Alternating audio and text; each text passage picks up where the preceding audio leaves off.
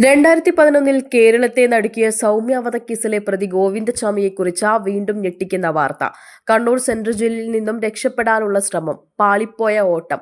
പക്ഷേ അതുകൊണ്ട് തന്നെ ഇനി കൂടി കർശനമായ നീക്കത്തിലേക്ക് കടന്നിരിക്കുകയാണ് അധികൃതർ.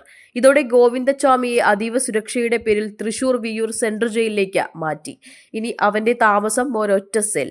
CCTV നിരീക്ഷണവും വൈദ്യുതവേലിയും ഭിത്തികളുടെ നടുവിലായി. വിയ്യൂർ ജയിലിൽ നിന്ന് വിടുവിക്കാനാകില്ലെന്ന ഉറപ്പാണ് ഇപ്പോൾ സർക്കാർ നൽകുന്നത്.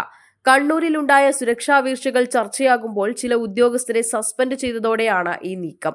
മുഖ്യമന്ത്രി അടിയന്തര യോഗം വിളിച്ചു. പ്രതിപക്ഷം ആരോപിക്കുന്നു, ഒറ്റക്കൈയുള്ള പ്രതി ജയിലിൽ നിന്ന് രക്ഷപ്പെടാൻ ശ്രമിച്ചുവെങ്കിൽ പിന്നിലെ സഹായം ആരാണ്? ഈ സംഭവത്തിൽ കൂടുതൽ അന്വേഷണം ഉടൻ ഉണ്ടാകുമെന്നാണ് സൂചന. ഗോവിന്ദചാമി മോചനക്കഥ വീണ്ടും കേരളം ഉറ്റുനോക്കുന്നു. Insta news Malayalam, Thiruvananthapuram.